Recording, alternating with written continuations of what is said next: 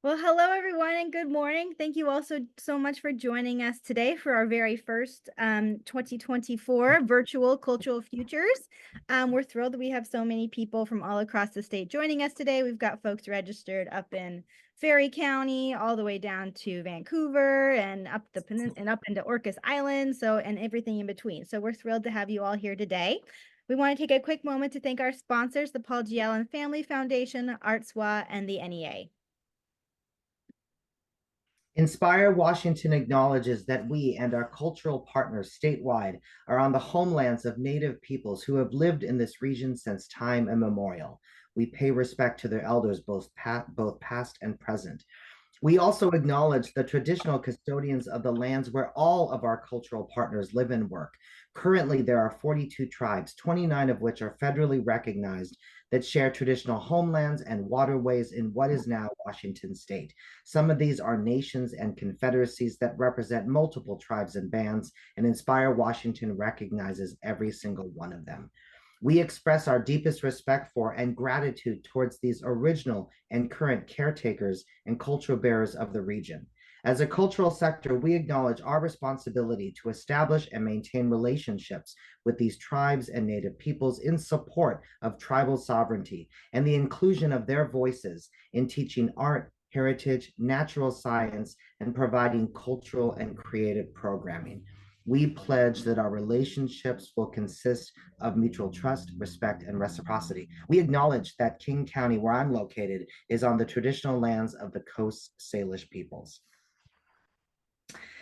Well, good morning. Before we get started, we always feel it's a little important to share something about ourselves. We represent all of you, the cultural sector, in places where resources are distributed and decisions are made. So it's fair to ask yourself, who are these people? What do they know about science, heritage, and art? What do they know about the work that I do?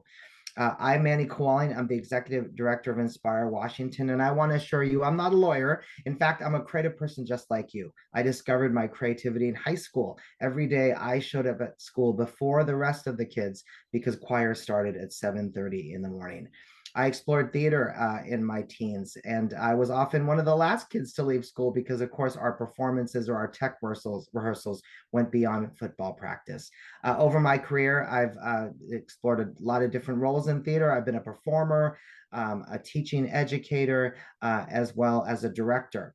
I've worked, for those of you that work at cultural organizations, my goodness, I understand the joy of serving community, the uplifting nature of your work. I also understand how challenging it is. As I saw at my time at the Northwest Asian American Theater, or when I served as managing director for the Langston Hughes Performing Art Institute. For those of you that work in museums, I understand your work too. Theater storytelling is also what you is in theater work as well as in heritage work. And for a number of years, I worked as an exhibit developer at a museum, the Wing Luke in Seattle, Washington. My Washington state story. I'm a third generation Washingtonian. I live here in King County, although I have family in Chelan and Grant County, and I'm really honored to represent all of you at Inspire Washington. Good morning, everyone. I'm Jessie Wasson. I'm the Programs and Operations Manager at Inspire Washington. Similar to Manny, although I was bit by the theater bug a little earlier when I started out as playing Ursula in my elementary school production of The Little Mermaid when I was in second grade at Clark Elementary, for any of you East King County people out there.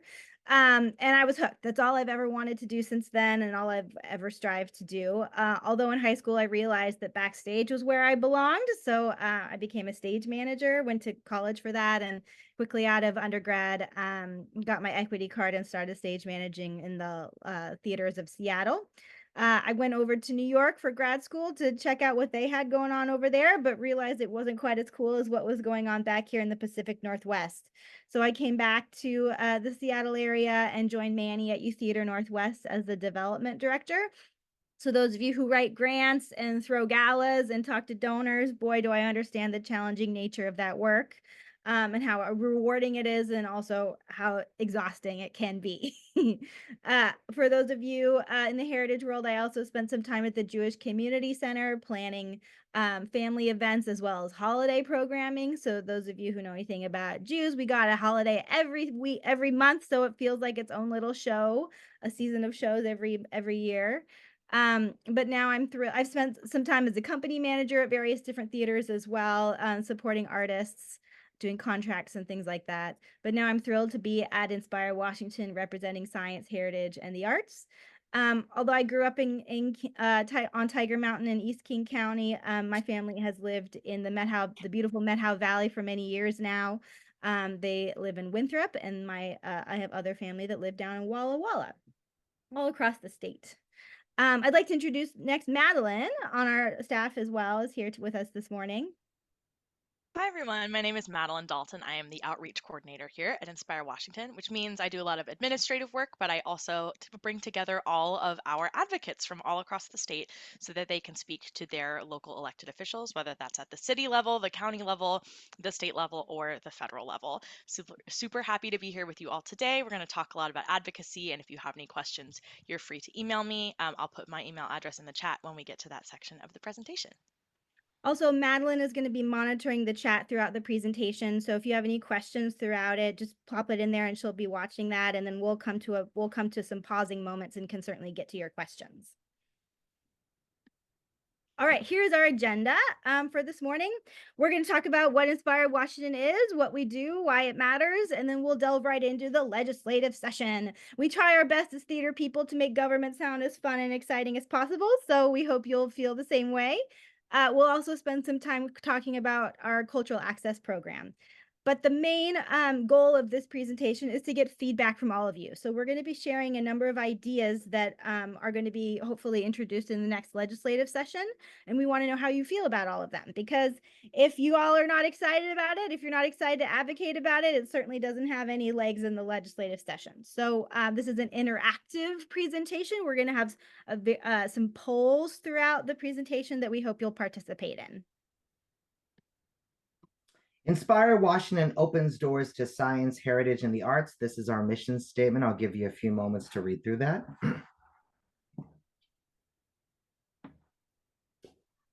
Founded in 2019 with the merger of two organizations, Cultural Access Washington and the Washington State Arts Alliance, Inspire Washington is your cultural advocacy organization.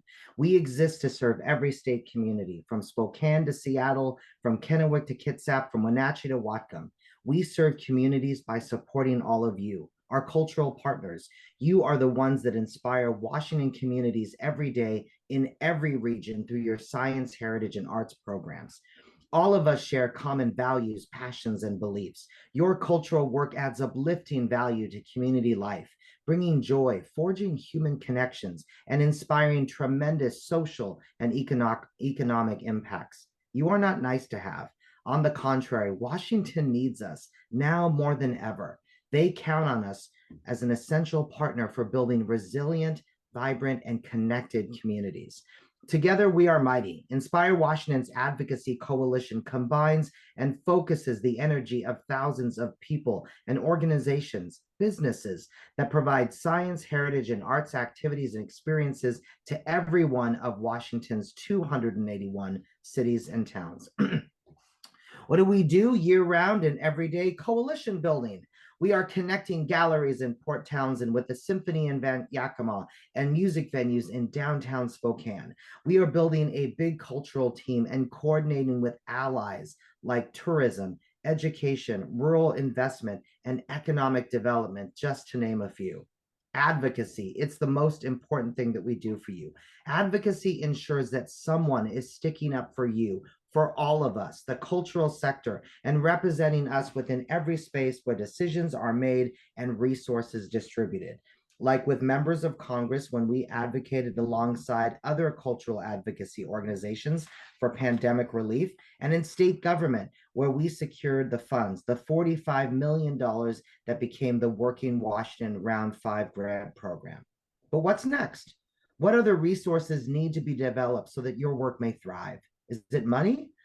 Probably yes. Laws and policy, or something else, we're here today. We want to know what you need the most. We know that you crave and rely on community within the industry. We all have so much to learn from each other and with each other. Our education programs provide networking and professional development opportunities.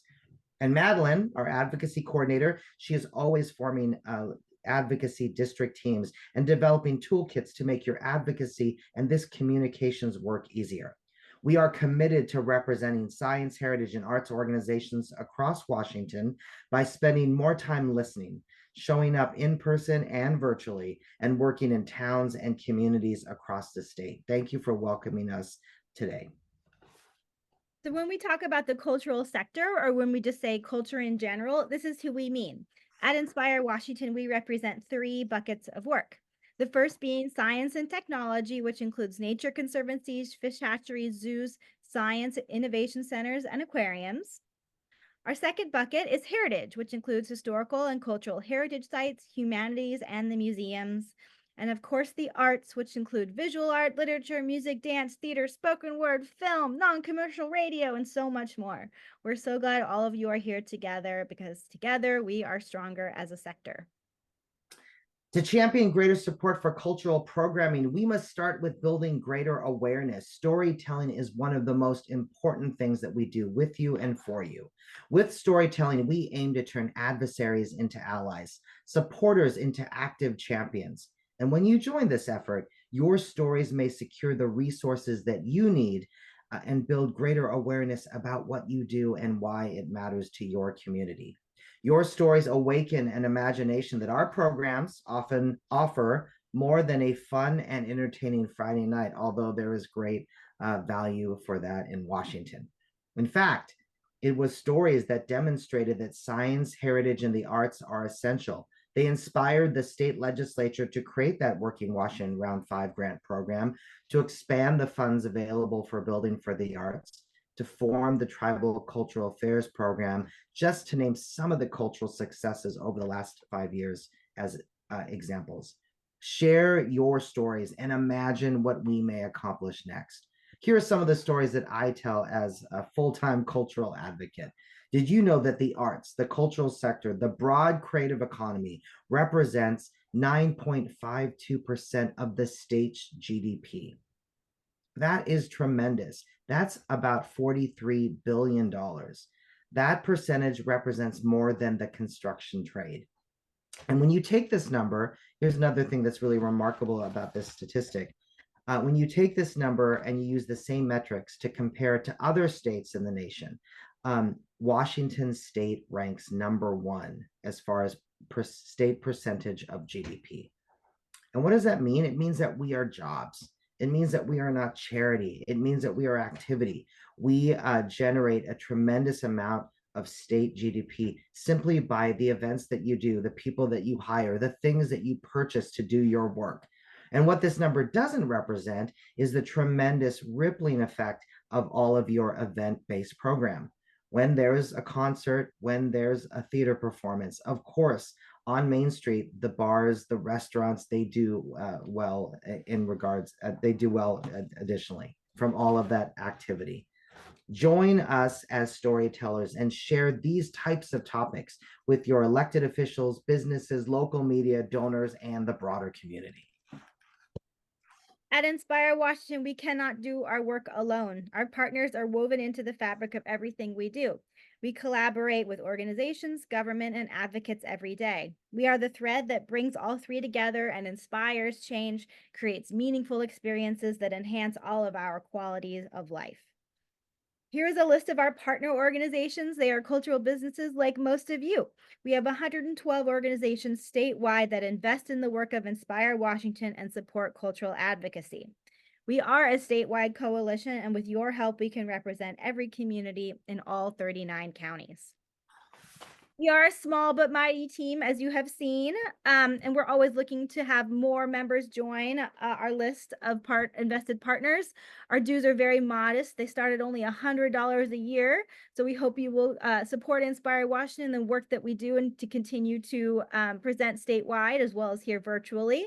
But more than the money, what is most important is this list, being able to take this list to lawmakers, to decision makers, and say, look, we are a statewide coalition. All of these organizations, all of these businesses believe in the work of Inspire Washington and ensuring that there is public funding available to science, heritage, and the arts. That is the true magic of Inspire Washington, all of you together as a group. We have many great relationships with our government partners. This is one of the most valuable aspects of our work. We regularly maintain relationships with lawmakers and agencies at every level of government, city, state, county, and federal. We also work with many different divisions, such as Department of Commerce, ArtsWA, Historical Society, OSPI, the list goes on and on. And now we've come to our first poll section. As part of our data and story collecting, we would love to know from all of you where the organizations that you work at receive public funding. So Madeline's going to put up the very first poll question here. Do you receive public funds from your city, county, state, the federal level, or none? And you can check one or both or however many apply to you. So I'll give you all a few moments to do that.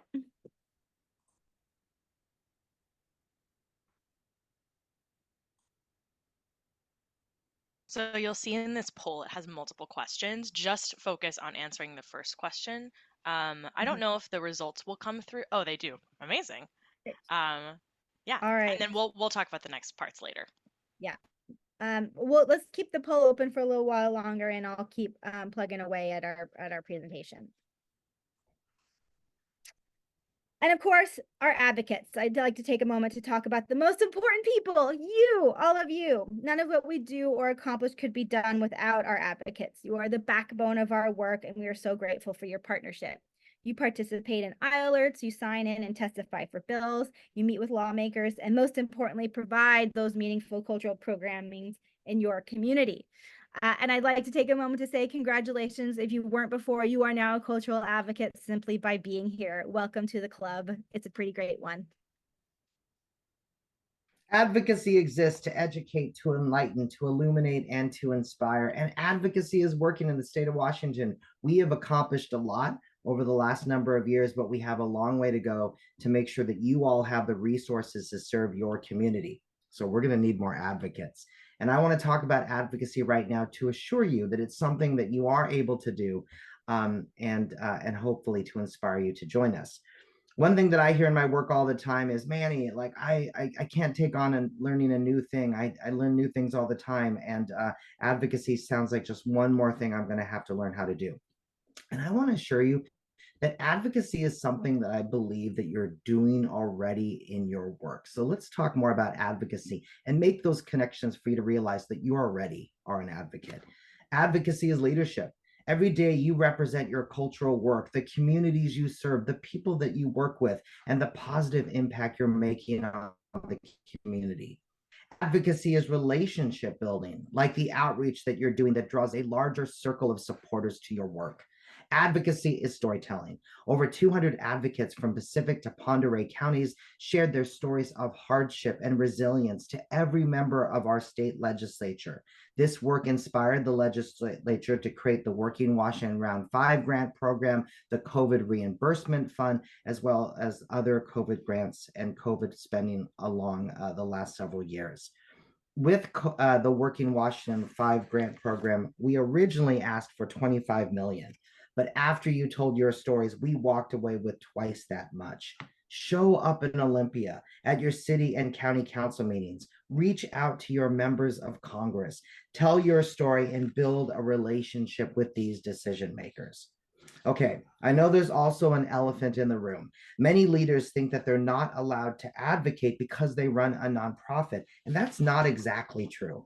If you're a 501c3 tax-exempt organization, there are certainly limitations for how much you may lobby, but advocacy is different. And in fact, advocacy is allowed. So let's discuss the difference between the two so that you understand what you're allowed to do. Lobbying. If you are lobbying, there are 3 key ingredients. 1, you are communicating with a decision maker, and that could be an elected official or the staff member that is representing them in a meeting. 2, You must be discussing existing or potential legislation. And legislation isn't an idea for funding or a problem you're dealing with. Legislation is very specific legal language and content that has been registered with the clerk of the elected chamber or council, like city council or the state legislature. And it's really easy to spot legislation because it usually has a funny name with lots of numbers and a few very predictable words, like House Bill 1234, Ordinance 5678, Resolution 2234, or Senate Bill 7799. Last ingredient, you are urging the decision maker to vote for or against. So if you're doing all of those things, then certainly you might have become a lobbyist. But if you are sitting down for coffee with your elected official and talking about your work, why it matters, and the resources you need, you're just having a conversation, and that is allowed. Going a little deeper, the IRS does permit tax-exempt organizations to lobby in limited amounts. It just cannot be a significant portion of your organizational work and therefore a big portion of your business expenses. So if you're a theater company and you're spending more time in Washington, D.C. or in Olympia with us all the time and very little time in your theater rehearsing and performing a show, then perhaps you've crossed a line. But if you're picking up the phone or sending a quick email and explaining why, what your views are on a matter and why support is needed for your cultural organization, and then you get back to your 40+ week providing your cultural program, well, then that small amount of lobbying is okay. Here's a good rule of thumb. Generally, nonprofits may lobby for issues like ballot initiatives, but it's best to stay away from candidate elections as an official representative of your organization. Nonprofits should not endorse candidates, basically issues and not people. I hope I've convinced you about the importance of advocacy. In our representative government, advocacy is a critical part of the process. Your lawmakers are elected by your community and they are accountable to you. They want to hear from their voters to know what's important. And trust me, we spend a lot of time walking the halls of Congress and Olympia. If you don't take that meeting with your lawmaker, someone else is taking that meeting. And I know that you have an inspiring story to tell. There are many places where you can advocate, places where resources are distributed and decisions are being made, like City Council, Chamber of Commerce, County Council, School Board, state government, federal government, and more. You can also join us at Arts, Heritage, and Science Week, which is our annual advocacy week during the legislative session. We organize 49 district teams with the help of our volunteer regional captains and district leaders, and of course, Madeline, who puts it all together. Big shout out and gratitude to those incredible volunteers.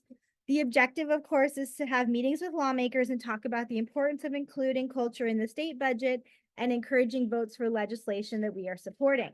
We partner with all of our state agencies, ArtsWalk, Commerce, Historical Society, Department of Archaeology and Historic Preservation, the Washington Trust, Washington Filmworks, Washington Museum Association, and more. They're all there. It's a great time.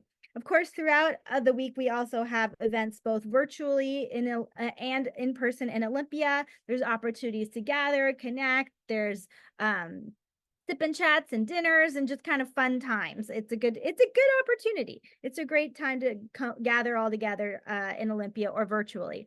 We do meetings throughout the week virtually, but our in-person day is on the Wednesday of the first week of February, and this next year it's on February 5th. So I hope you'll mark your calendars. We're really excited. Last year we had 163 people participate. They took 95 meetings with lawmakers, 65 of which of those were in person and 30 were virtual. Another opportunity to advocate is on the Inspiration League, which is our online advocate platform. By joining, you can become a local hero for cultural programming in your community. This platform enables us to connect advocates to lawmakers and to champion culture whenever a threat or opportunity arises. Because when you join, you register with your address, so you're directly connected to the people that represent you at the city, county, state, and federal level. And back at Inspiration League headquarters, we're always scanning the horizon for threats or opportunities. So when there is an issue that needs attention, we send an eye alert to our Inspiration League. This is an email that is sent directly to your inbox. And in the email, there will be a link to click that opens the Inspiration League Platform. platform. This is what the email will look like. On one side, we will break down the issue. Why are we emailing you today? What's going on? Why should you care?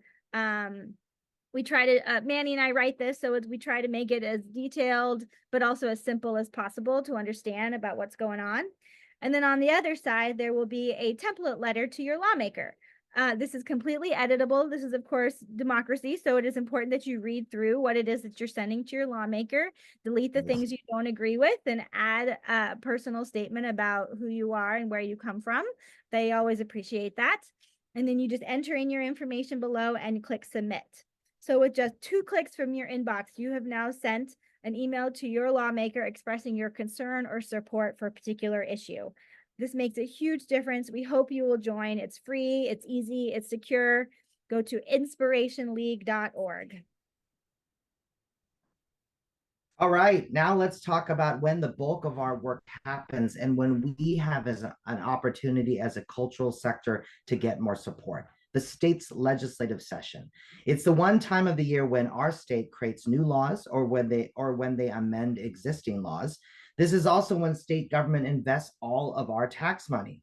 State budgets are compiled, debated, and approved. Who does all of this work? Well, the legislature. Washington is divided into 49 distinct geographical districts, and each district elects 1 state senator and 2 representatives.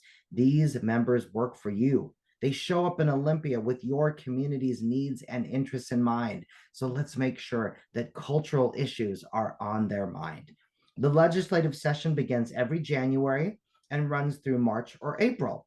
The odd years are called the bienniums. Next year, 2025, is a biennium because the legislature will create a 2-year budget.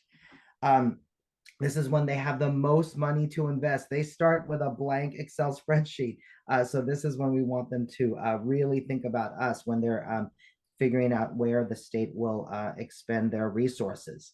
The even years, like this year, 2024, are for supplemental budget years.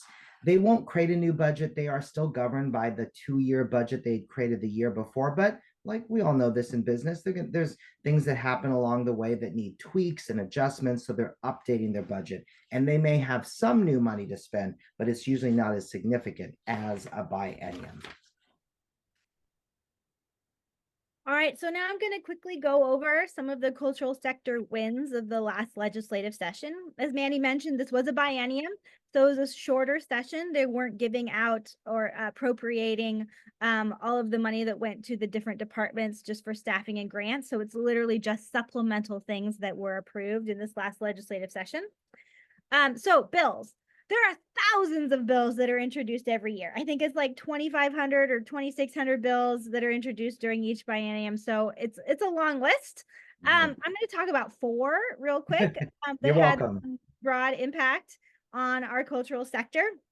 The first being Senate Bill 5444, which added zoos and aquariums to the list of places for where it is a gross misdemeanor to enter while knowingly possessing a weapon. This is, of course, a really important bill to our science partners who house endangered species in their facilities.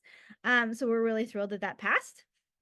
Another bill that was of concern to our science partners was Senate Bill 5972, concerning the use of neonicotinoid pesticides, which is a new word I learned this year. It's kind of a fun word to say, neonicotinoid. If you haven't said it before, give it a go. So this is a bill that protects our pollinators. So this is a bill ensures that the really strong pesticides were not available to regular folks, that only just the agricultural industry could get those for their resources. So this was really just limiting pesticides to the appropriate people. Not only were our science partners concerned with this, but also our cultural partners who have outdoor performance venues were really concerned about this as well, ensuring that their outdoor spaces stayed beautiful and stayed pollinated, and or supporting our bees and our butterflies. Another bill, House Bill 1648, concerning the use of ticket sales. This was a bill about ticket legislation, kind of a la the Taylor Swift Ticketmaster issue. This bill did not pass for a number of reasons. It became a very complicated issue, but we're going to go back next year with hopefully a better piece of legislation. And Manny's going to talk a little further about that in a little bit. House Bill 2209, celebrating Lunar New Year. So now Lunar New Year is a recognized holiday on our calendar in Washington State. It doesn't mean that we get the day off. It is just a recognized calendar, a recognized date on the calendar. Maybe down the line, the bill making it a paid holiday will pass. But for now, we're thrilled that it's recognized on our calendar as an official holiday.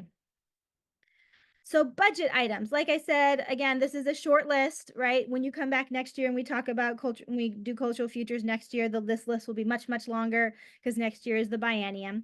So Humanities Washington, they received funding for additional funding for their primetime reading program, strictly based on more people wanting more programs. After the last session, they received a lot of requests for expanding those programs.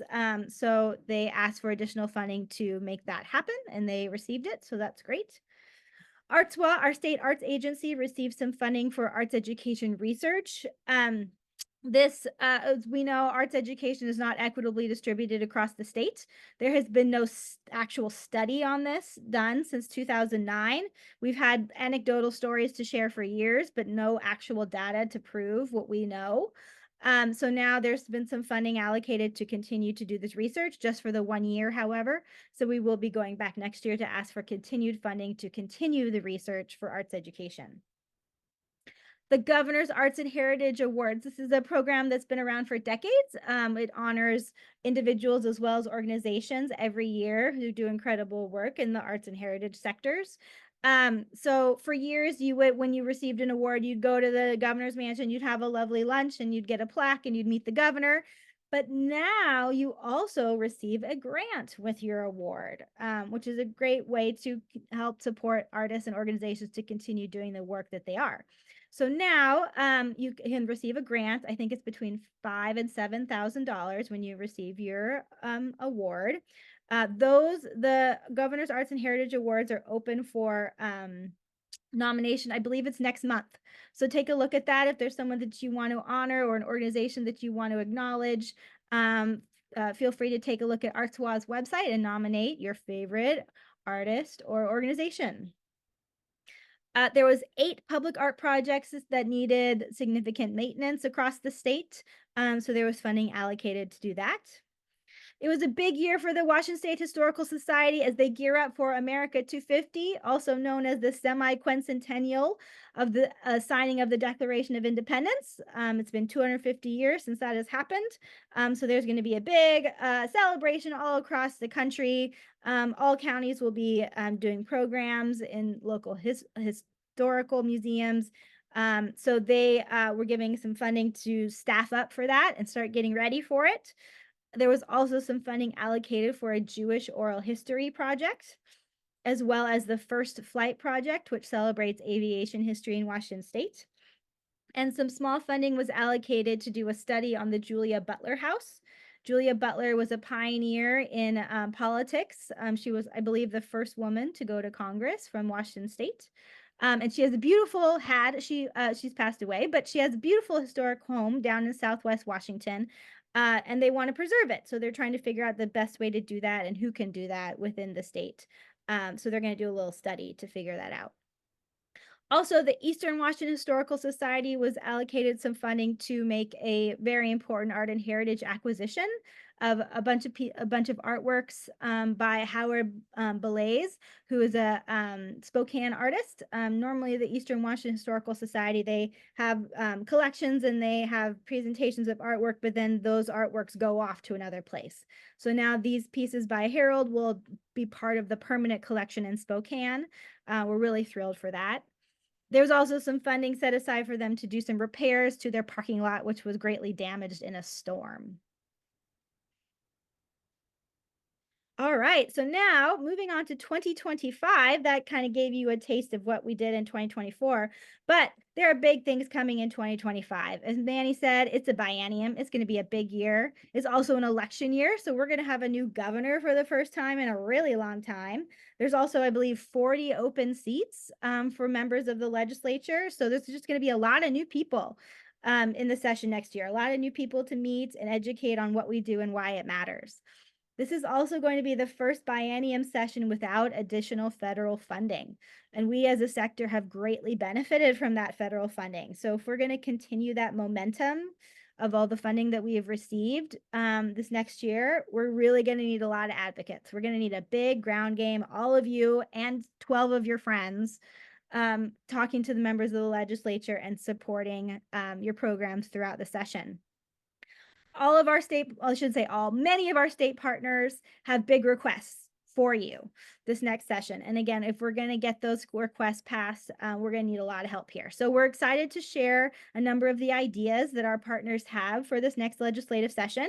So we'll share things, and then at the end of each section, there will be a poll to get your feedback around what you believe is most important to you. We want to know, and we'll take that information back to our partners. That helps us, that educates us on what is important to you and what may have the most likelihood of passing in the session. So here we go. We're going to start with, we'll go through each one of our tents. We'll do arts and humanities first, and then heritage and preservation, and then science and technology. All right. Well, to get started, I want to bring your attention to Washington's Creative Economy Strategic Plan.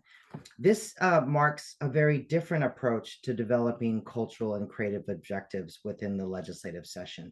Normally, there have been objectives like we want money for this or we want money for that. But this, with the Creative Economy Strategic Plan, the state has actually invested in a process that has created a framework that actually speaks to a broad area of investments, all to support cultural organizations, creative businesses, creative individuals, the broad creative economy. So I want to talk a little bit about this in case this wasn't on your radar. This idea started in 2022. The state legislature directed the Department of Commerce to create a strategic plan regarding the state's creative economy. It was initiated by Senator Bob Hasagawa. Why did they do this? Well, remember that percentage I told you earlier about, 9.52%? Senator Hasagawa and many members of the legislature recognize that creative economy is very important to the state of Washington, and that we were leading the nation while actually not making any intentional investments in creative economy. So of course, the opportunity of what would additional focused strategic investments do really spurred their imagination and inspired them to initiate this work. How did they do that? Well, the state legislature designated the creative economy as a key sector, and those aren't loose words. We have key sectors in the state of Washington, like aviation, technology, industries that are really important to our overall financial health. And now the creative economy has been determined to be a key sector, and that just initiates more conversation about further investment, and also requires that there be a new position, a key sector hired to represent the creative economy. Prior to 2022, we've had sector leads for various industries like aviation and technology and agriculture, as you can imagine. But now we in Washington State, through the Department of Commerce, have a sector lead for the creative economy, and that person is Shannon Halberstad. One of the first things that Shannon and Department of Commerce did is they put out an RFP to select a leader, to select leadership for the strategic planning process. And through a competitive process, they came to award the contract to WESTAF, the Western Arts Federation. They also brought in some consultants, one from Cultural Planning Group, which is a national consultancy group, as well as Randy Engstrom from Third Way Creative, which is an in-state consultancy firm. The next task was putting together a group of advisors, building out this statewide working group with 32 creative economy leaders. Originally, they actually put out over 50 invitations, but it was a tremendous amount of work, and we had 32 leaders that committed to the process. I was one of them. And what did we all do? Well, we spent 18 months of intensive focused time on the creative economy. Some of the activities, they had in-person interviews all across the state with key stakeholders within the creative economy. They had a statewide survey. They did outreach. They came on the Cultural Futures Tour with us to meet some of our cultural partners. We had lots of meeting and lots of discussion. And what did we talk about?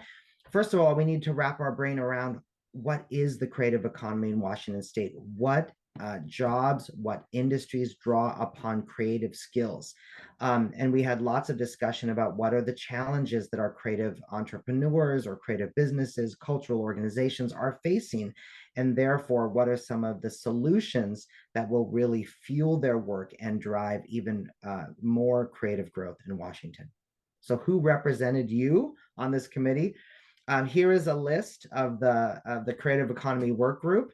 There was a real effort placed on making sure that we had individuals from different communities across Washington, all the regions. There was also real effort in making sure that they had individuals that represented different aspects of the creative economy, such as nonprofit leaders and creative entrepreneurs, fine artists, musicians, and the list goes on and on. So we just really wanted to make sure that there was a diverse group of people talking about all of the aspects of creative economy work.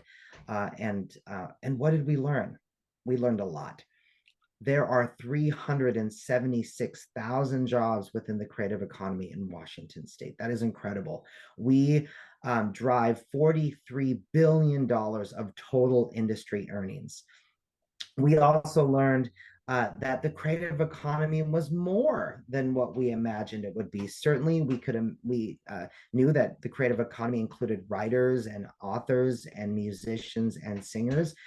But when we really started discussing and looking at the data about industries that drew upon creative skills, we came to realize that it also meant certain aspects of software development, not all software development, but like gaming, for example, where they hire artists or musicians, visual artists, storytellers, for example, to do that work, that the creative economy was bigger than we imagined.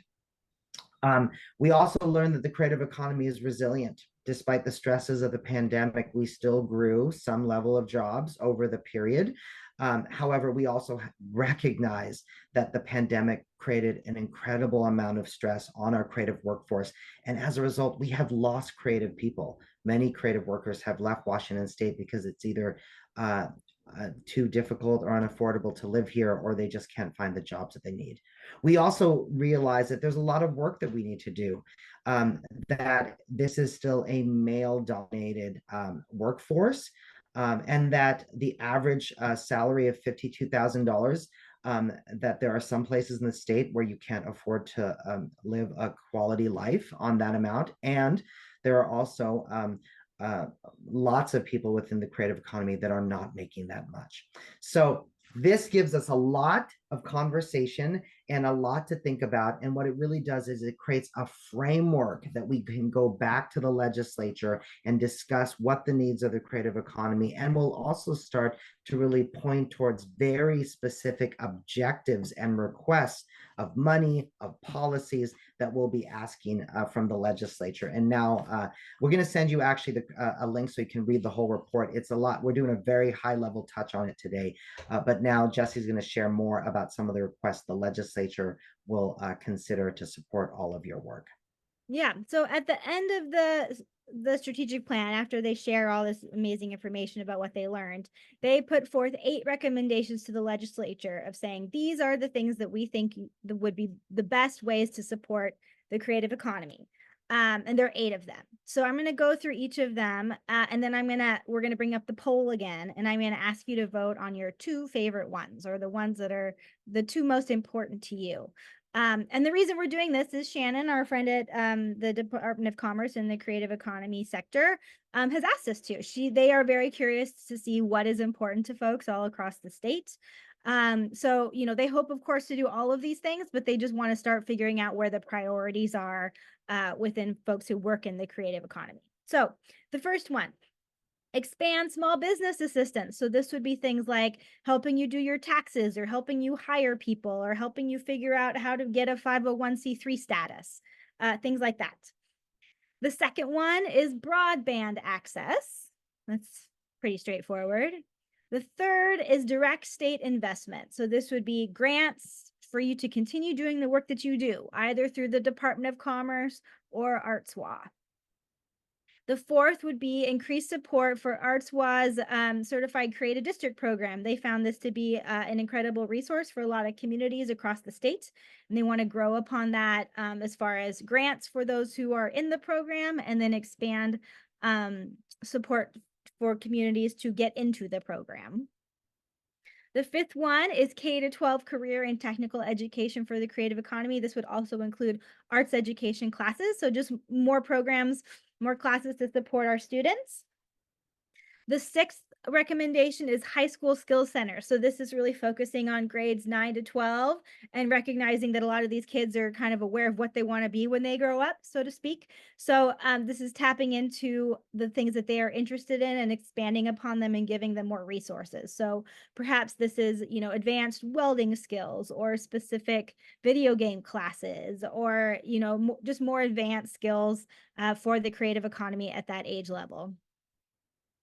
The increased incentives for the creative economy. You may not know, but we have a motion picture incentive program as well as a video game one. So when a movie company wants to come to Washington State to produce a movie, they are given incentives in which to do so because that production company brings a lot of economy to our state. So they could increase the incentives for those two programs.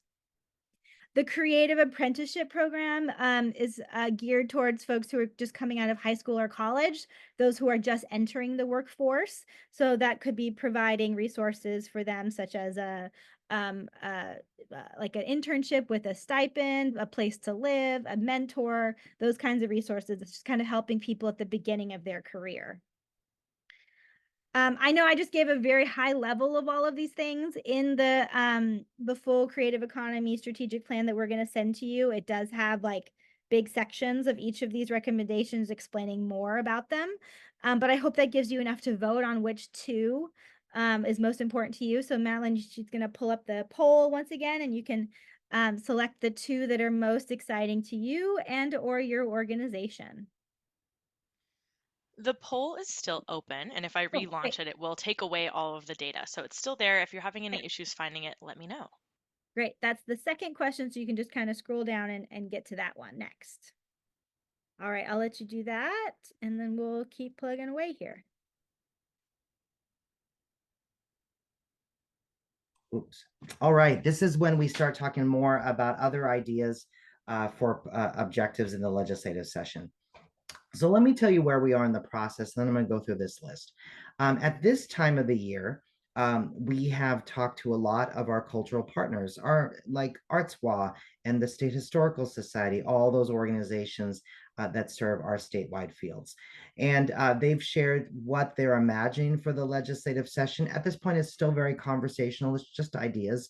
And they are actually in the process of developing for state agencies like ArtsWA and the State Historical Society. They're in the process of developing DPs, which means decision packages. These are funding requests, and they're hoping to be included in the governor's budget.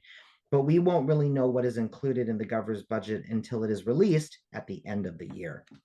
At that point, we will finalize our cultural agenda, and then we're really going to be educating all of you on the issues and recruiting advocates so that hopefully you will advocate for us during the session so we can really secure these resources. But it all starts with ideas. So let's talk about what's being imagined for arts and humanities support. Well, we all know that grants are important. Right now across the state, we hear this from every community. It's getting more and more challenging financially to do cultural work. because of due to inflation, costs are going up. There's a lot of stresses on our workforce as we try to compensate them appropriately so that we can keep them in their jobs.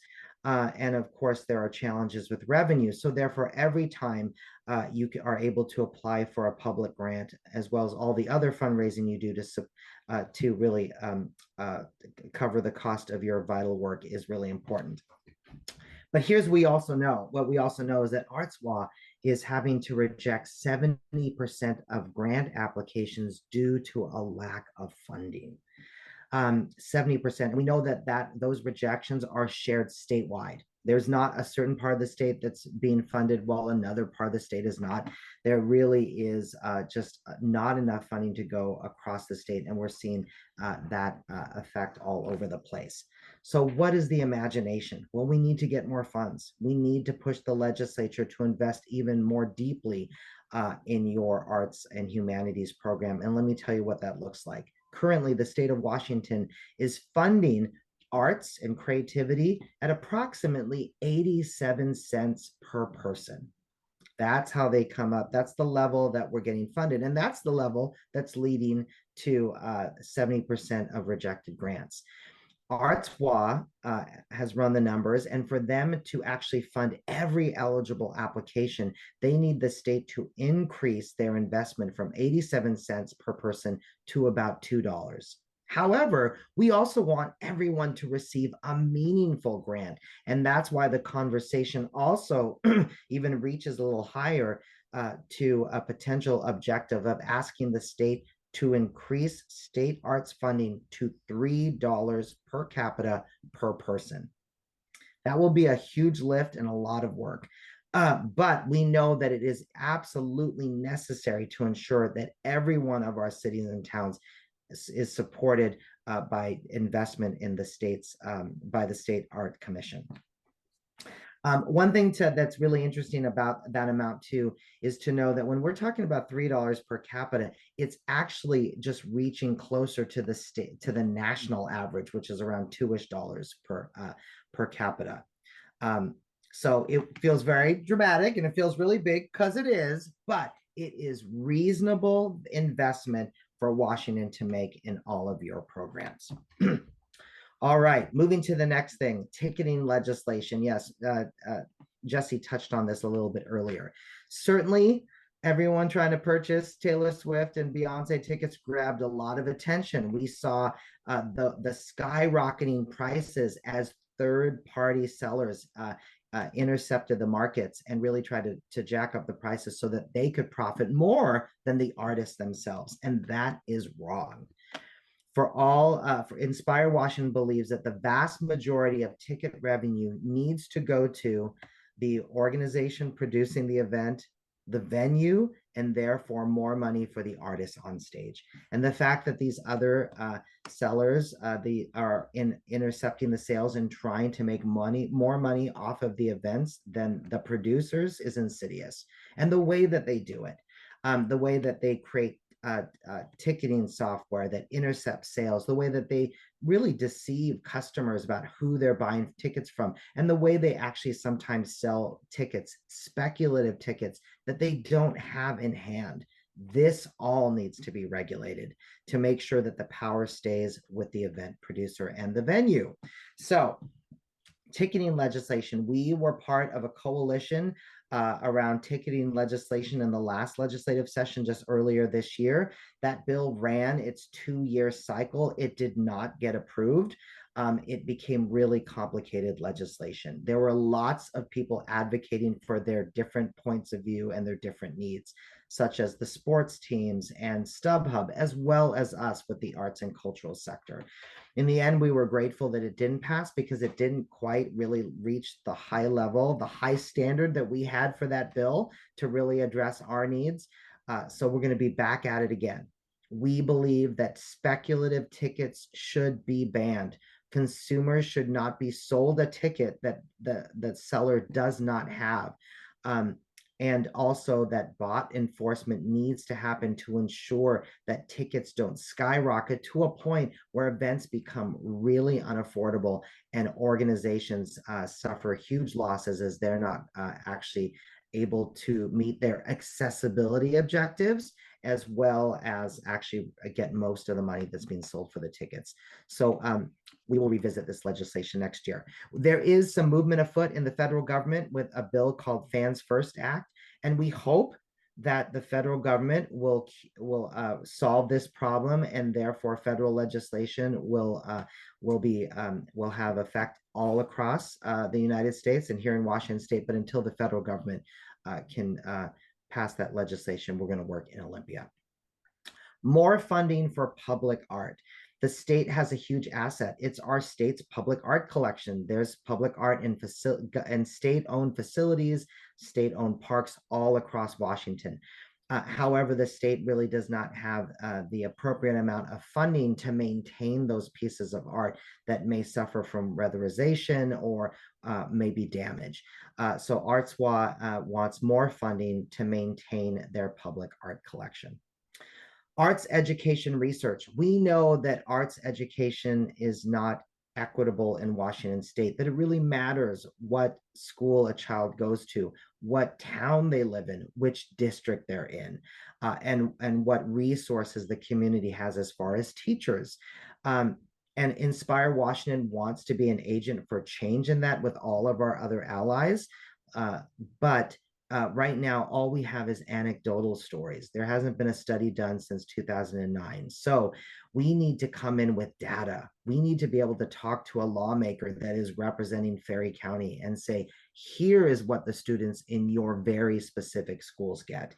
Not because we want to punish schools, but because we want to create solutions that will benefit the students. So but for that, we need more research. Last year, the state, this year, earlier in 2024, the state legislature provided $100,000 for funding for some research that we are part of as part of our Arts for All initiative that Jesse will talk about later. But that was one-time funding, and we got to get out of this. We get data for 1 year, and then 10 years go by, and we don't actually know if we've moved the needle. We need ongoing funding, and we hope that you will advocate for us, with us, for arts education research in 2025. Cultural access is transforming communities that are able to adopt that program. We've seen tremendous success over nearly the whole 7-year authorization in Tacoma. Olympia is just getting started. They're about to distribute their first grants. And of course, Inspire Washington is so proud that we were able to get approval of Doors Open, King County's cultural access program. But more communities need this opportunity. Every community can benefit from significant local funding for science, heritage, and arts. We spend a lot of time coaching and encouraging and cheerleading communities across the state on cultural access, but we've come to realize that they need more than that. Our cities, our towns, our other counties, they need really specific, tangible resources to be able to advocate for and even lobby for their own cultural access program. And we will be talking to our state legislative members, our strongest partners for arts and culture, for resources so that we can really lean into these communities, in your communities perhaps, and help you adopt a cultural access program. We'll talk more about that later, but if you're wondering what that could look like, imagine a more robust website, imagine marketing kits and communication kits, imagine presentation decks. Also imagine us being able to help provide some funds for a poll about arts and culture in your community. Just tangible things that will really get the conversation moving to action. It's also a biennium, and every biennium, the state of Washington has the opportunity to fund up to, the state legislature has the authority to fund up to $18 million of projects that are recommended by the state's Building for the Arts program. They don't have to fund 18 million, they just have the authority up to. We will advocate alongside all of our partners, like Arts Fund, for all every project within the $18 million envelope. And of course, it's a biennium. So Humanities Washington will have a full array of programs that they're going to be asking for support, such as in the past, they've gotten support for the Speakers Bureau program or the Family Primetime Reading Series. They're still putting together their request for the next year, and we will share with them as soon as we can. All right, it is poll time again. So I saw the previous one. You all want grants, we get that. So I have actually taken off grants as part of this poll because I know you all need that. So I'm going to ask you to just to vote on numbers 2 through 5. So what is most important to you of this for this next legislative session? Is it ticketing legislation? Is it more funding for public art, which is maintenance, public art maintenance? Is it arts education research, or more support for cultural access programs statewide? If you could go to your poll and vote for one of those. All right, so what I'm learning today is that we need to make 5 separate polls instead of one poll with 5 questions because I think it's getting hard to get lost. I'm really quickly going to take a picture of all of the, just on my own devices, of all the responses we've gotten so far, and I will relaunch so that you guys can answer again. Feel free to answer again or not. It doesn't matter. We can do the math on our end. Great.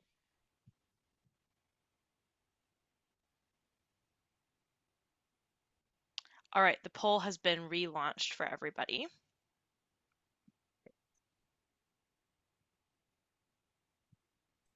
So Okay, scroll and down. we have another survey question in the same section, so maybe you can do both of these at the same time. We're wondering about ticket legislation. Does ticketing legislation affect your organization or your business? Yes or no? On the screen, it says a lot of different options, but we've come to realize on our tour that really what we need to know is, does it affect you or not? And the money isn't really of consequence because we care about everyone.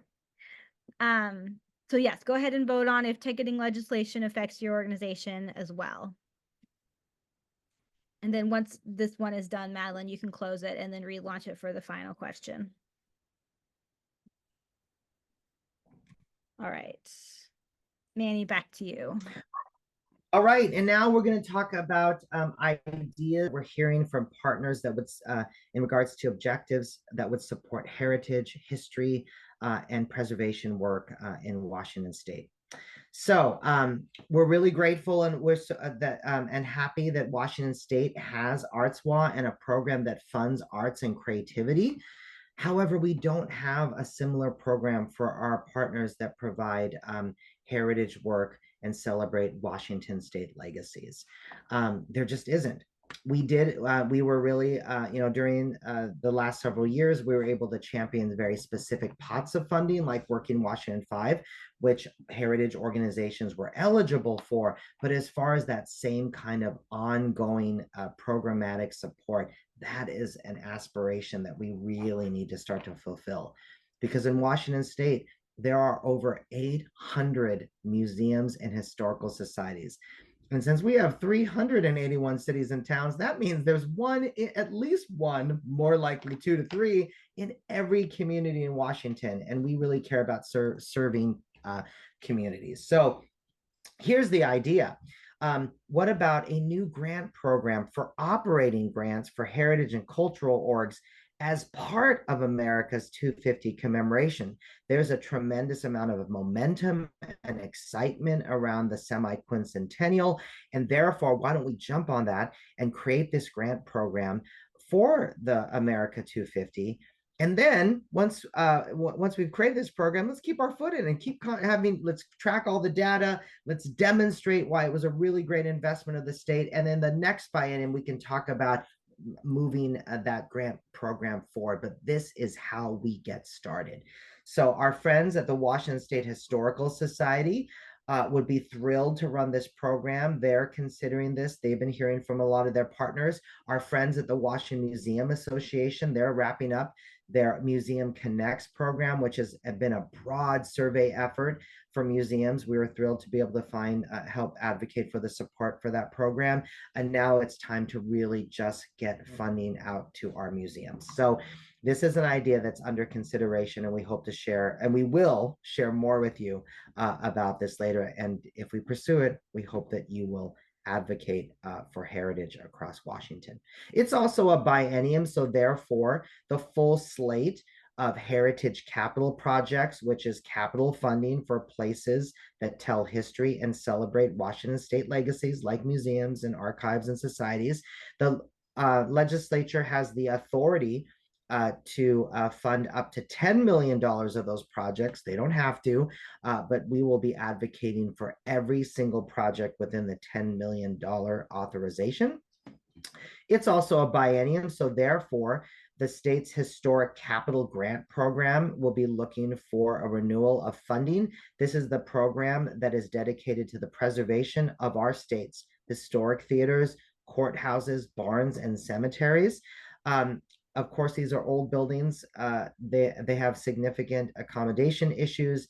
And therefore, we don't want flat funding. We want to expand that funding to make sure that these icons, like the beautiful Franklin County Courthouse or Mount Baker Theater in Bellingham, have an ample grant pool to apply for their ongoing maintenance costs.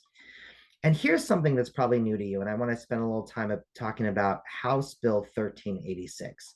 This bill was approved in the 2005-2006 legislative session, and here was the objective. The legislature recognized that all across Washington, individuals were walking into their county courthouses and getting copies of their historic documents, like their grandmother's birth certificate or a copy of their parents' wedding certificate.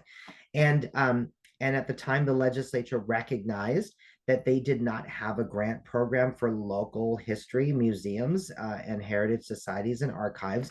So they imagined, well, what if we regulated the collection of fees for these documents, and we created a bill that directed those collected fees to for grant programs that funded local history museums. What a great idea, right? But we also know that in legislation, language has to be really tight, or there are loopholes that are formed where people get out of the original intention of the bill. So this is what happened. While there are some counties that are pooling these funds together and then distributing what turns out to be sometimes sizable grants to local history museums, the vast majority of counties have figured out a way to keep the funds and to figure out other uses of them.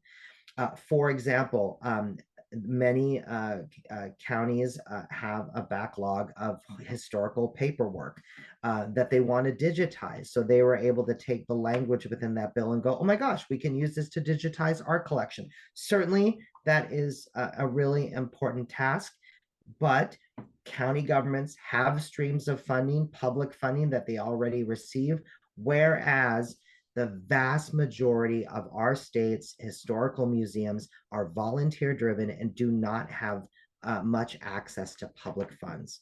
Jesse and I travel across the state. You're probably in the Zoom room right now. We hear the challenge. We hear how important your work is to preserve the local history of your community. We also know how hard it is to find resources to do that. And we want to make sure that the original intention of House Bill 1386 is realized so that we can have grant programs that fund your work all across Washington. So it is the imagination of Washington Museum Association, and we are in support of this, to revisit House Bill 1386 and to adjust the language to clarify that the funds may be used for a local history museum or local heritage work, or must be used, that's also under consideration, for this purpose only.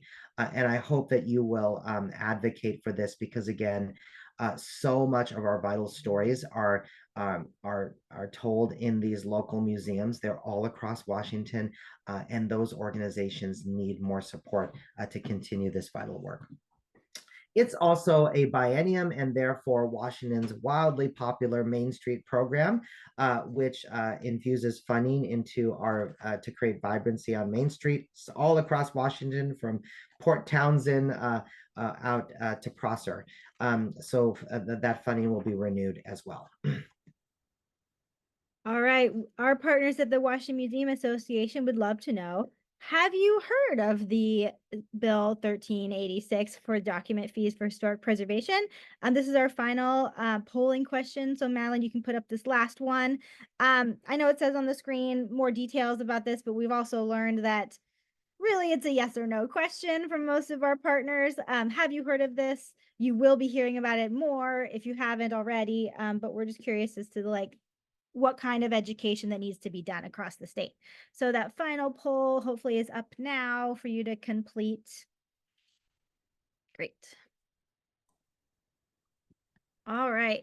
And now I'm going to talk about our science and technology partners, funding for them. Much like heritage and preservation, they received funding through the Working Washington Round 5 and the other kind of COVID era relief funding that we were able to secure over the last several years. But they also do not have a granting opportunity specific to them the way ArtsWA does. So we've put together a small cohort of nonprofit science education partners to hopefully do just that.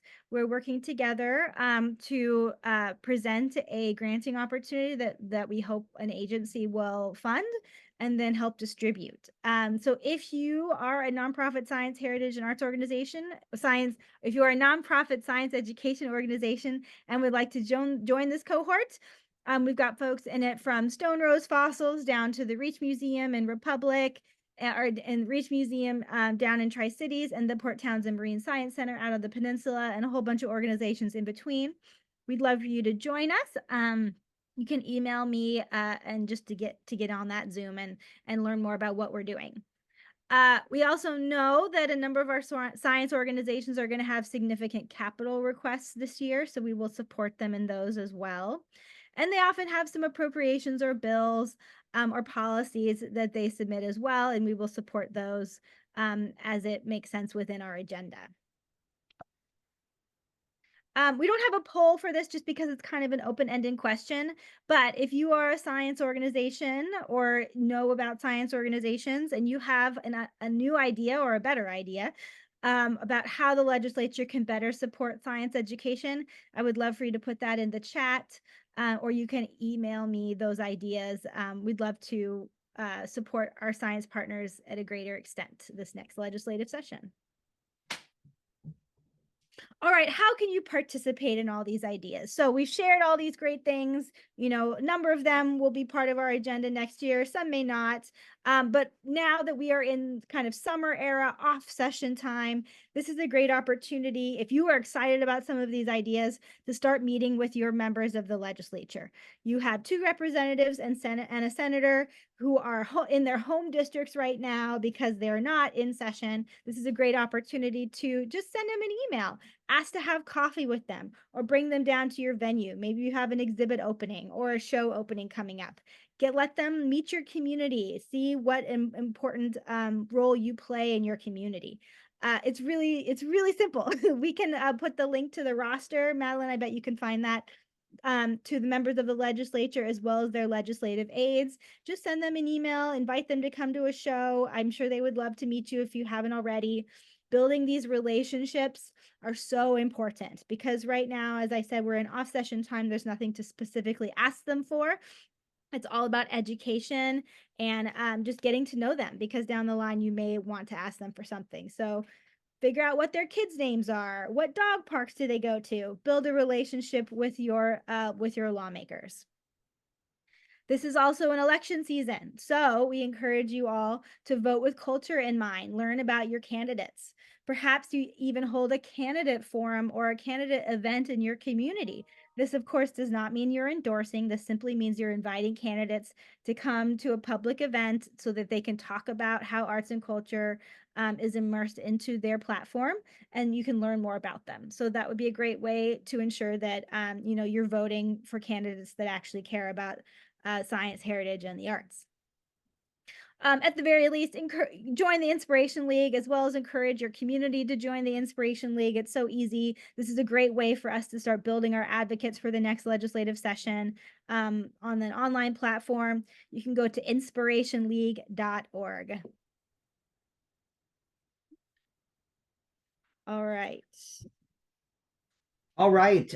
Because it is a biennium, I want to talk a little bit. I'm just going to tick through some resources to make sure that you know about them in regards to the state's funding opportunities for cultural facilities. Building for the Arts, for over 25 years, Building for the Arts has invested over $130 million in cultural facilities where art is shared, expressed, and learned. Building for the Arts funds projects that may include the purchase, the new construction, or the major renovation of arts and cultural facilities. The total project budget for all a program budget for the total program budget for all projects is $18 million. There is a maximum award amount of $2 million. There is no minimum. We saw some small grant awards in the last application process. The state may cover up to 33% of total project costs. One thing that we don't have a bullet here for is you can go in for multiple cycles for different aspects of your program. Like right here, you see a picture of the Field Arts and Events Hall, and I believe they've been in the program for multiple cycles. Several years ago, with concerted advocacy from a number of partners, most notably Arts Fund, we were able to achieve a reauthorization of the program that requires a less competitive match requirement. So it's only a 2-to-1 match.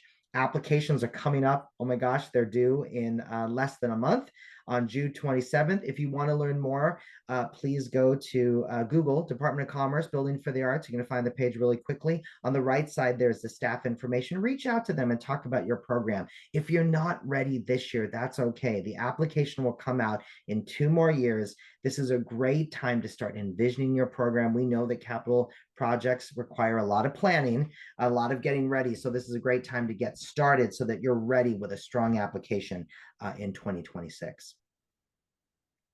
There's another program similar to this, but with Heritage Capital.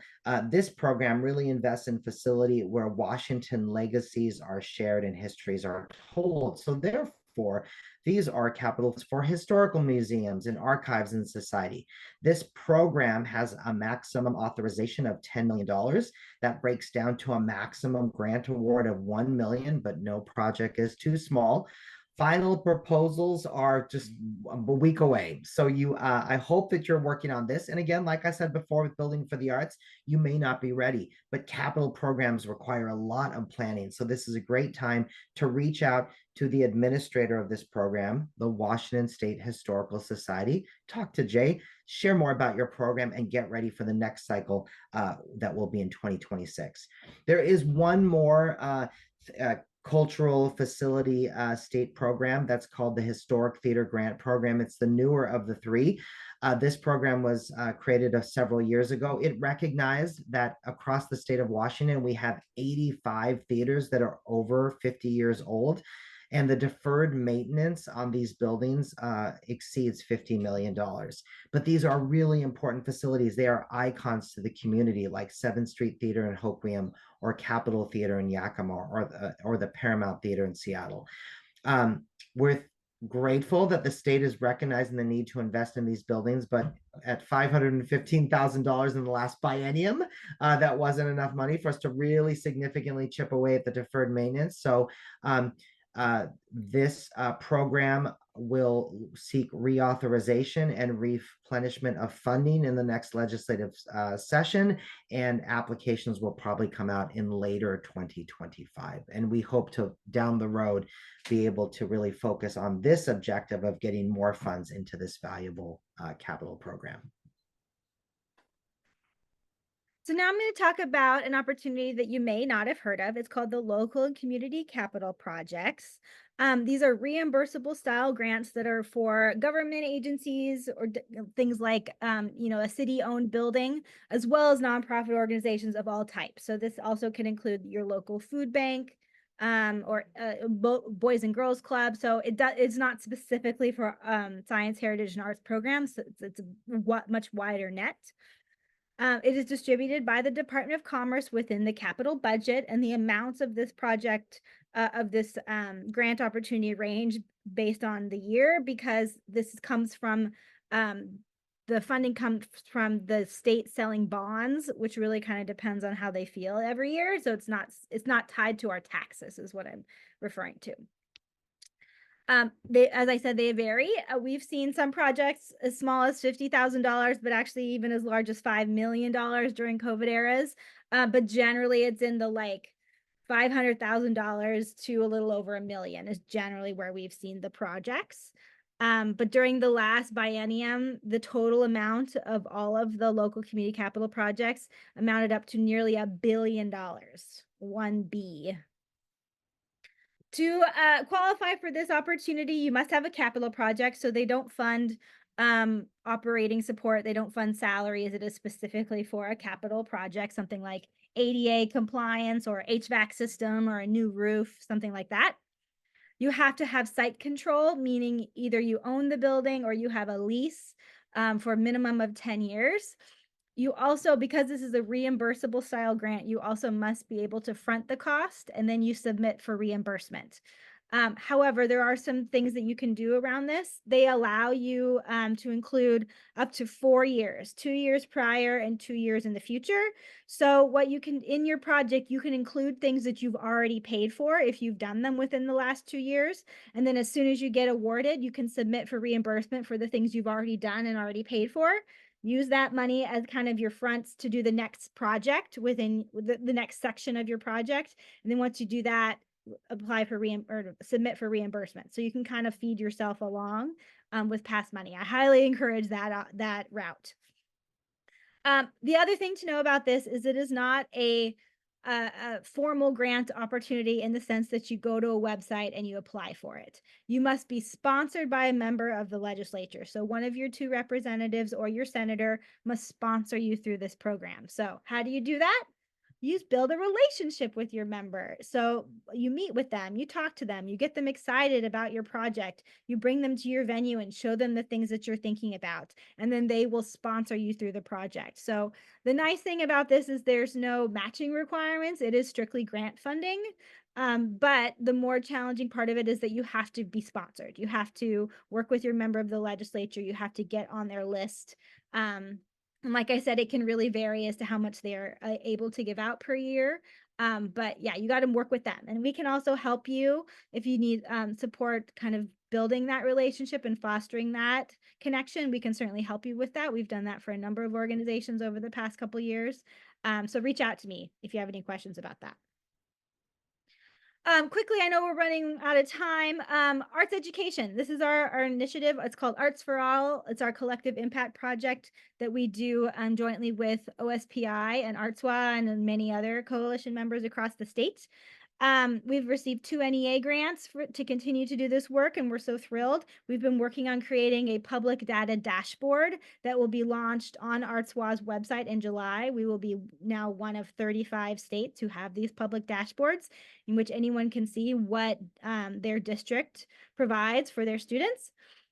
We have a website now. You can learn more at artsforallwashington.org.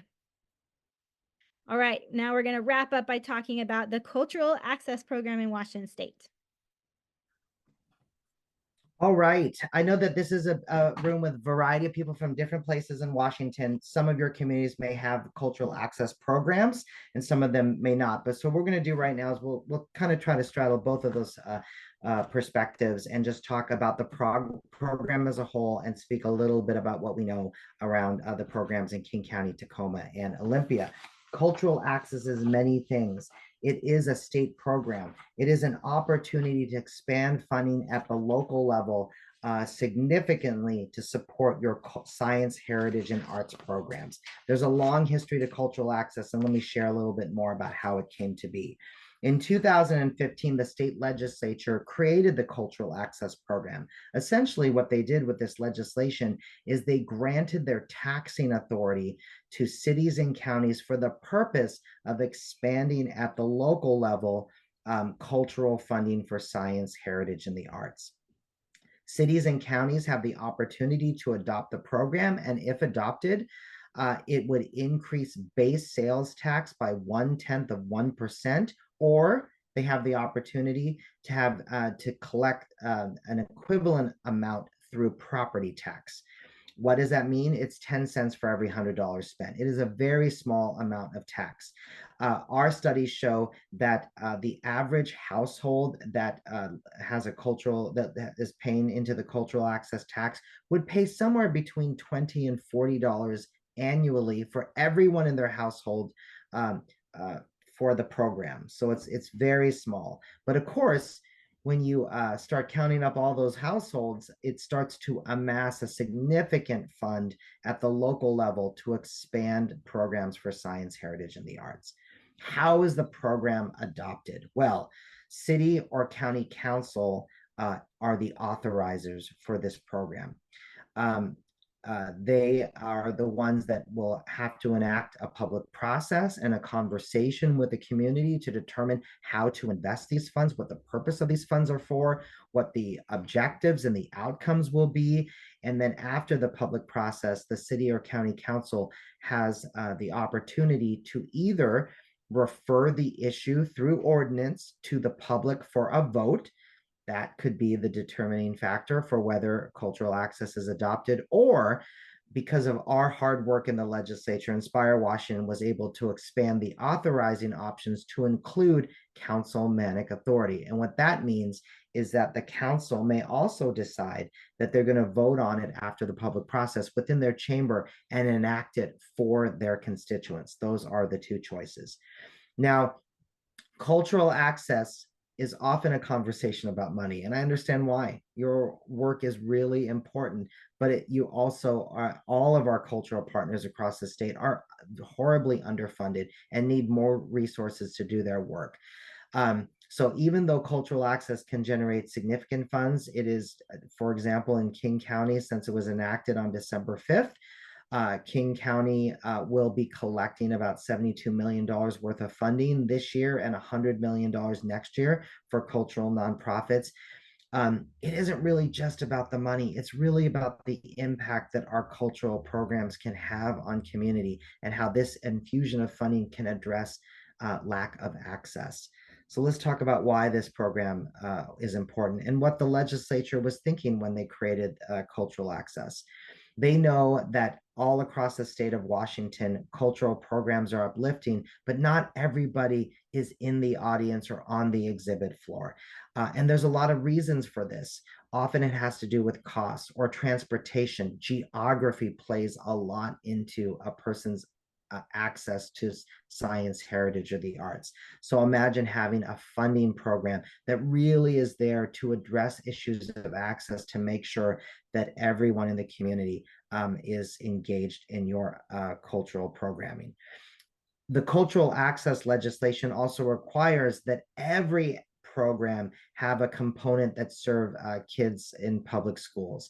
So a cultural access program will expand activities and provide things like field trips, and will even cover the cost of transportation, which is often the barrier for field trips these days. But also programs aren't just about field trips. They can also be about in-school residencies or out-of-school residencies, programs that happen after the school bell rings or before school starts, curriculum development even. And of course, culture and arts programming, it's business. So when you provide these programs and when organizations are doing more work and there is a public fund that is paying for it, well, it means that organizations can count on a sustainable grant every year for their nonprofit science, heritage, and arts organizations. So it's more funding, and it's funding that that organizations can count on. And what we know through rigorous studies is that every time you invest in cultural programs, it's good for the local economy. It creates jobs. It also drive our event-based businesses also drive more activity in other local businesses like restaurants on Main Street and other shops as well. So it is also about the economic impact.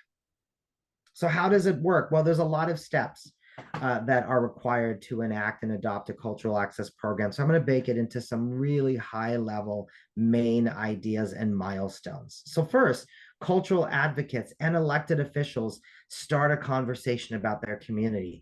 This is your opportunity to talk about the school that is having to cut their music program, or the lack of creative employment for artists in your community, or the lack of things to do on a Friday night. It's really an opportunity to talk about the challenges you're facing and to really start to imagine what the solutions could be if there was more public support for it.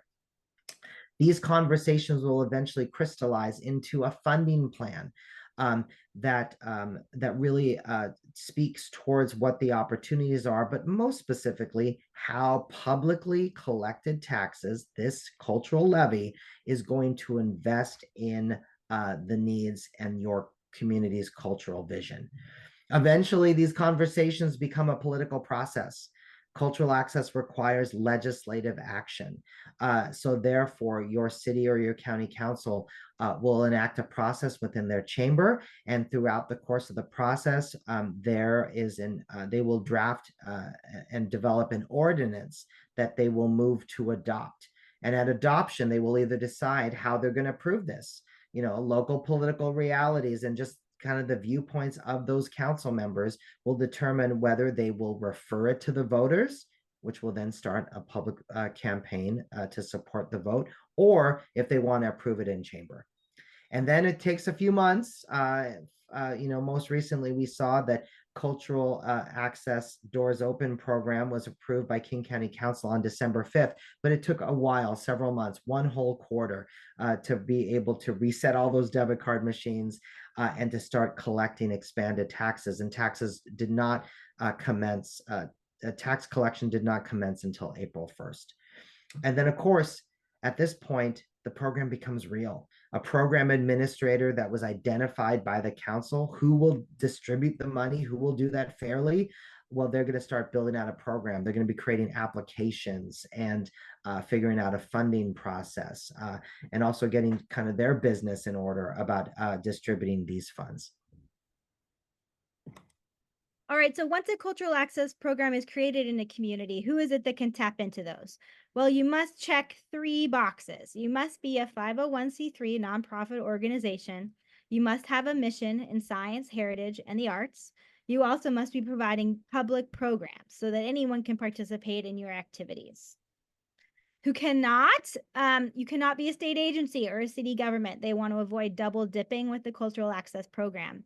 You also cannot be a private foundation, radio or television, broadcasting network or station, cable communication system, internet-based communications venture or service, newspaper or magazine.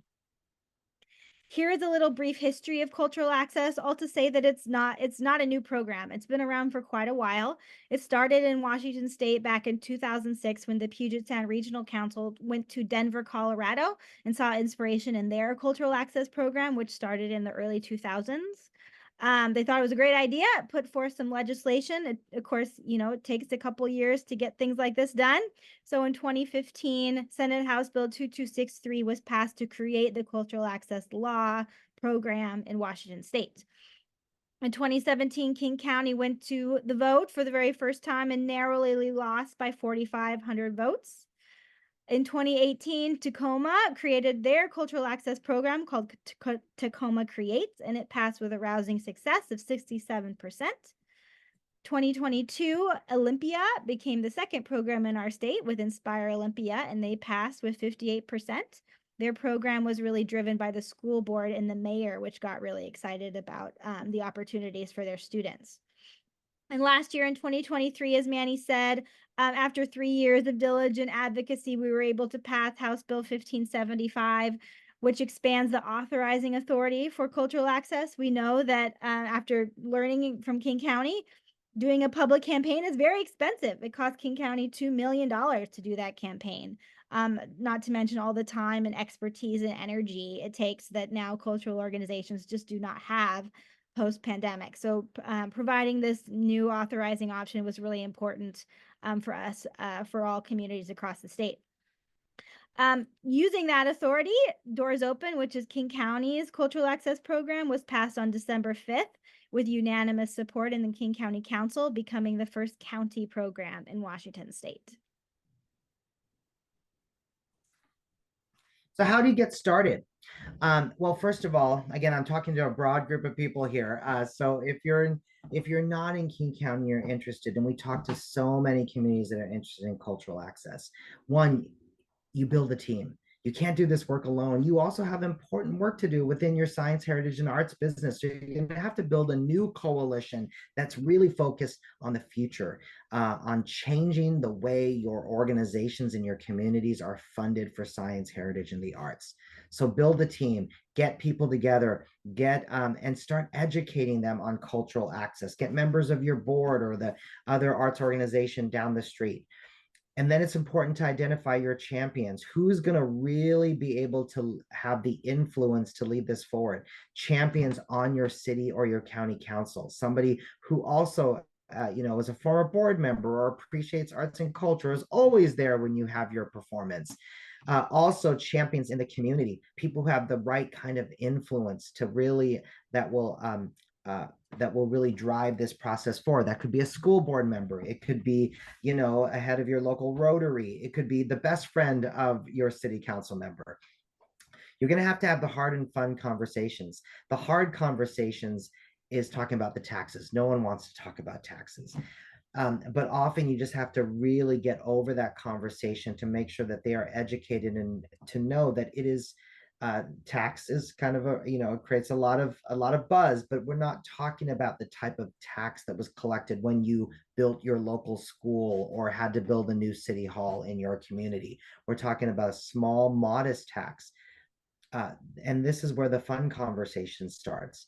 Everyone has viewpoints about what the challenges are in their community, but imagine having an uplifting, inspiring conversation about the solutions. How are you going to address the lack of music programs or art programs in your school? How are you going to provide jobs for creative people? What are the fun things you're going to be able to do in the summer because of an investment of cultural funding? So this is where you start creating that cultural vision. And of course, it's going to lead to a public process, and there will be some cranky people that show up in city council chambers. So make sure you also have a lot of people that are inspired by your ideas. Start planning your community engagement. Start talking about why this matters and how your community will be better due to an investment in your cultural programs. We have monthly office hours to support you. So join us. We'll send all this information in a follow-up email. Or just reach out to us uniquely. We are mentoring and coaching a lot of communities across the state that want to adopt cultural access. And we're also trying to find more resources so that we can help you with tangible support so you can get this across the finish line, like Tacoma, Olympia, and King County. I just put our email addresses up here on the screen. You're more than welcome to reach out to us at any time. If you registered for this event, we will be sending you a follow-up email with many of the links that we talked about today. So hopefully you can check that out. I'm going to stop sharing my screen now and open it up for questions. I know we're a little over on time, but if anyone wants to stay and ask any questions, we're here for you and can take those now.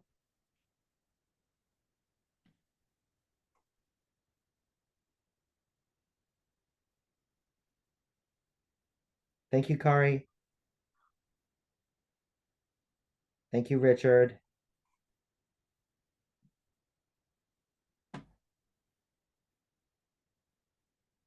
All right, everyone. Well, have a great day. Thank you, Christina. Reach out if you have any questions. We hope that you'll advocate with us and participate in the next state session as we go after all the good things.